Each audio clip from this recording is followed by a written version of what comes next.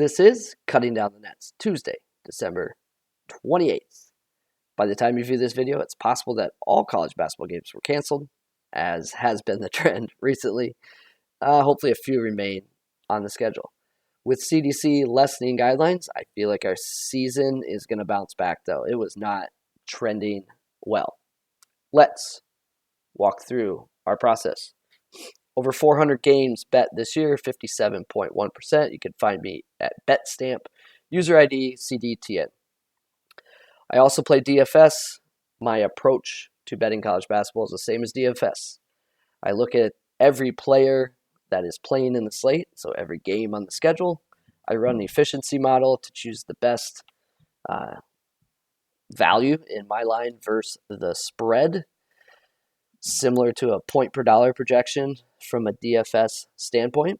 I then narrow that down to a pool that I'm willing to play and then play the best place. Sometimes I will assume a little more risk, but in general, I'm shooting for median outcomes. Let's get to the Tuesday schedule. Fresno State at Boise State. I have this game very close with Fresno State, actually slight road favorites. Boise been very consistent on D. Fresno been a little more consistent on offense, and I think that is the potential edge. I used a 0.87 adjusted defensive efficiency for Boise State. I actually used a 0.86 adjusted defensive efficiency for Fresno. So two elite defensive teams. However, Boise State, while more consistent, I think Fresno State has access to a higher defensive ceiling, if that makes sense.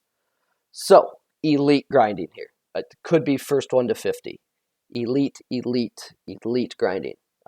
Two slow teams, two solid defensive teams. They're very similar stylistically. I don't see clear matchup advantages, but I think Fresno State can get inside and get higher quality shots than Boise. So I am on the Dogs, plus 4.5. UConn Xavier was canceled, as was Valpo. I had some beautiful write-ups for those games. Unfortunately, they are canceled, and maybe I was saved from playing Xavier there. We will go to Notre Dame Pitt. Notre Dame profile has been erratic, which comes with the 46% three-point rate. I will reference three-point rate a lot each day when looking at a schedule, and that's why. It becomes harder to project median outcomes with high-variance teams. Pitt could keep this game close, and they would do so by grinding it out, drawing fouls. They are number 2 in free throw rate in college basketball. I do not see Pitt generating much offense outside that. So there is plenty of risk in this game, and I simply want a better number than 4. I put elite grinding. That's a disservice to Fresno State and Boise, which will be elite grinding. This would be pretty good grinding, I would say. So Boise State, Fresno State, junior high dance. This is more just listening to Return of the Mac. Good grinding, but not elite. Maybe Genuine, my pony, maybe something like that. All right, North Alabama, Gonzaga. I usually don't even list games with spreads this high, but I'm intrigued by this one for a couple reasons. North Alabama, inept offensively, like inept. Look at their data, it's not good. But they did hold Auburn under 1 point per possession, which is intriguing. So in 71 possessions, they held Auburn to 70 points. However, in that game, they scored 44, losing by 26. I could see similar outcomes in this game. The implied score is 88 to 54.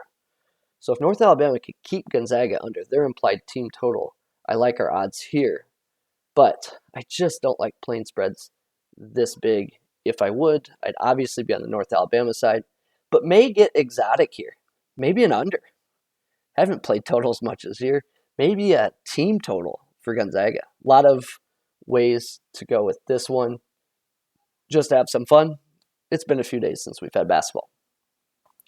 Ball State, very flawed.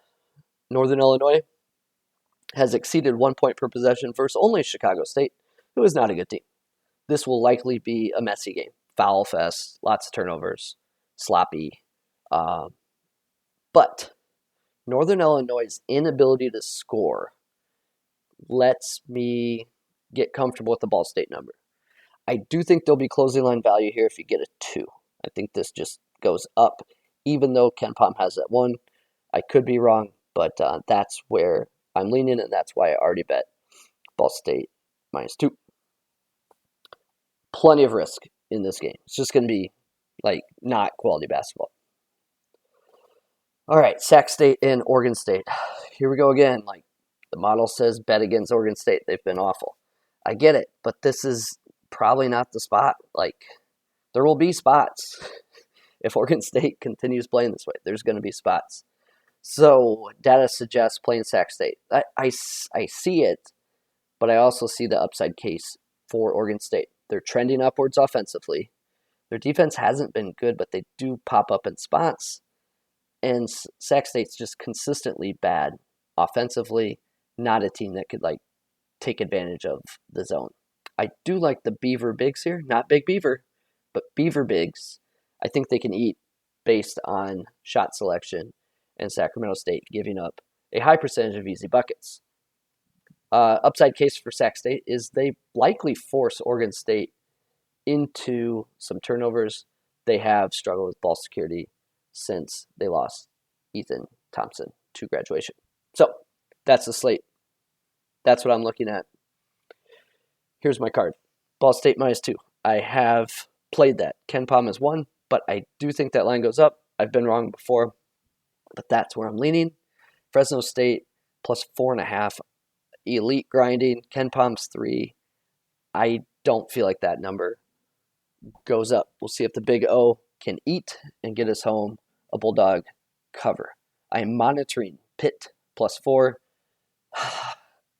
Look, I'm going to attack Notre Dame. I don't know if Pitt's the team to do it, but if I got a bigger number, 5, 6, I would potentially be interested. Look, it's good to have college basketball back. I will leave tonight, December 28th, for Las Vegas. That means Wednesday. I think there are 55 games on the schedule. I'm probably going to get thin. Like, I'll play some smaller margins. I will accept some lesser value because ain't nothing like having action in Las Vegas. And I feel like a lot of these games are going to get canceled. And no better feeling than taking a voided bet to the cashier, handing it in, and getting your money back. It feels like you won. It's money that wasn't in your pocket that is now. So I look forward to that. I'll be down there for a few days with a few other couples. Should be a fun time. So, may get a live in Vegas show. Maybe I'll pull my brother into that, which probably would not be a good idea. So, I am Kane. This is Cutting Down the Nets. College basketball's back. Good luck with your bets.